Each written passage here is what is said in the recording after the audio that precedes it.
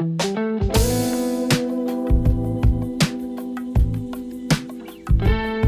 very good morning, guys. This is Imran with Mag Realty Ventures. In today's video, let's discuss about the current status of Hyderabad real estate market. So let's dive in, guys. So undoubtedly, in the last few months, we have seen a humongous growth in Hyderabad real estate market, irrespective of whether it's east, west, north, and south.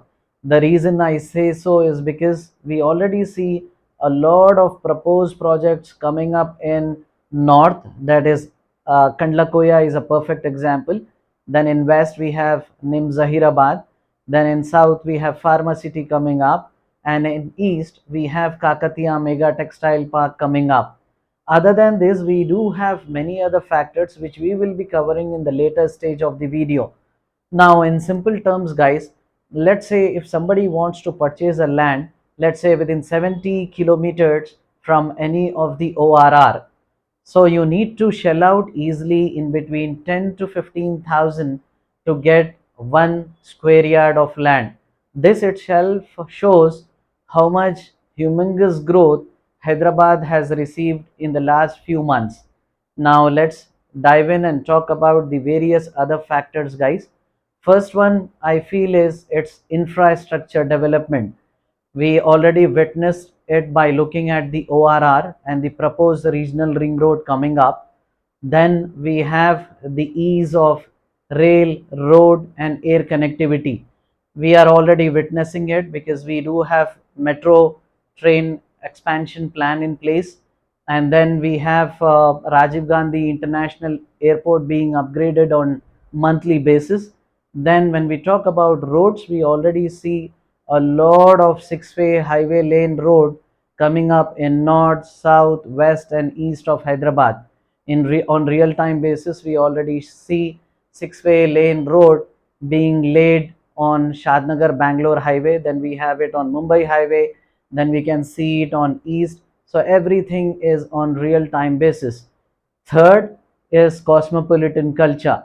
We do have cosmopolitan culture in place, guys, where anybody can live in Hyderabad happily, and we have been witnessing the same since ages.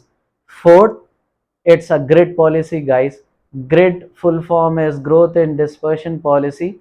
Under this policy, let's say if someone wants to set up a company in Hyderabad other than the west side of it, then the government will give huge discounts, huge incentives, like they will be getting lease discount, they will be getting power subsidies, and if somebody is having like 500 resources in place, then they will get additional discounts as well. This played a very vital role, guys. Because of this policy, now we can see industries across Hyderabad. It's not just limited to west side of it.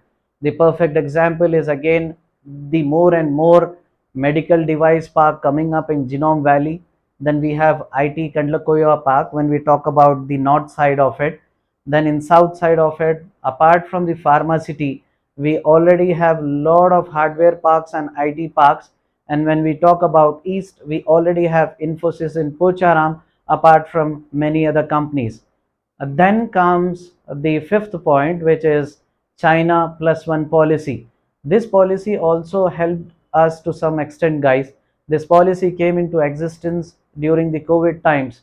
Under this policy, what exactly happened is, if the businesses in China wants to, because of the COVID stuff, wants to keep a backup, then they will have other countries as a backup in action. If lockdown happens in China, then they can still have the manufacturing process continued in other countries, and to some extent we have taken advantage of this policy. Apart from this, guys, we already have a good law and order in Hyderabad, and then we have a huge land bank which is available still at a cheaper price compared to other parts of India. So this, to sum it up, these are the few factors which has led to humongous growth of Hyderabad overall real estate market. Now let's discuss about few other points, guys, which have slowed down the overall Hyderabad real estate market. Guys, first point is global recession and mass layoffs.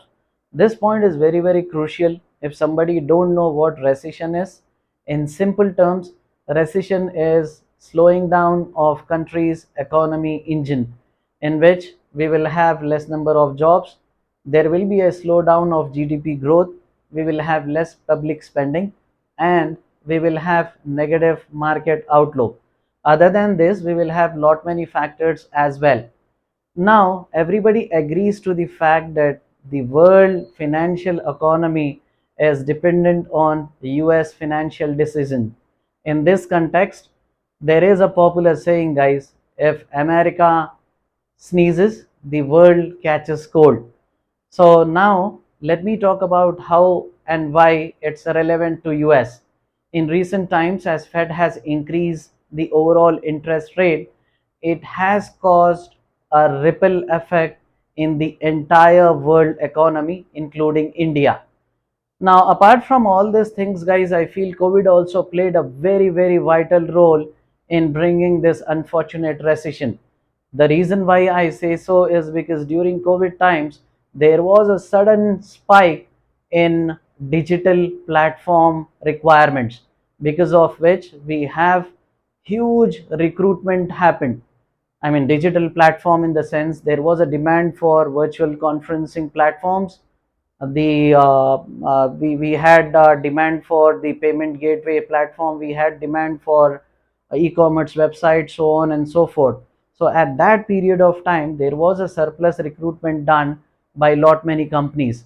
And now during post-COVID, when things got back to normal, now we can see a huge layoff. The reason why I am taking America as an example is we already see the current recession happening. We see Amazon laying off like 18,000 people, Facebook laying off 11,000 people, then we have Twitter laying off 4,000, HP laying off 6,000 people, then we have Indian startup companies laying off 17,000 people in the year 2022. These Indian startup companies include Ola, Car24, Byju's, and lot many other companies. And the headcount is still increasing day by day. And if we have to go with the prediction of Nouriel Rubini, who earlier predicted 2008 recession, guys, there will be a fall of stock to nearly 40%. He is expecting this recession to be worst compared to what we had in 2008. Now let's move on with. Now comes the second point, guys. We have the unfortunate Russia and Ukraine war, and everybody knows what is happening with this war, so I need not elaborate much. But this war has caused a lot of inflation, because of which we have high price rises. If we take fuel costs, it has increased. The same goes with the dollar rate, the same goes with the gold rate, and lot many things have been affected. In simple words, it has created a chaos everywhere. Now let's talk in India IT perspective, guys. So nearly the overall India IT industry contributes 8% of GDP of India, and it provides close to 50 lakh employment. And now, when we talk about US and Europe, these two countries contribute 86% of this income. So now, when things are going wrong in US and Europe because of this war, obviously it will have impact on India as well. That is what I am trying to put across. So this war has played a vital role in bringing all this recession, in laying off people, and lot many other factors. Now moving on to the third point, guys, we have Telangana upcoming election. This election will be playing a very, very vital role, and I need not get into much because everybody knows what is what in Telangana. So let me not discuss about it, guys, and move on with my conclusion. So overall, to sum it up, guys, looking at the gloomy picture of 2023, you have to be super, super careful. Do not rush, take baby steps, Do not be entirely dependent on bank loan towards buying any of the properties. If you guys need any help, any assistance, you can always reach my team. I have shared my team contact details in the description box. And if you like this video, guys, please like it, share it, and subscribe our channel. Thank you so much for your valuable time, guys, and have a very wonderful day.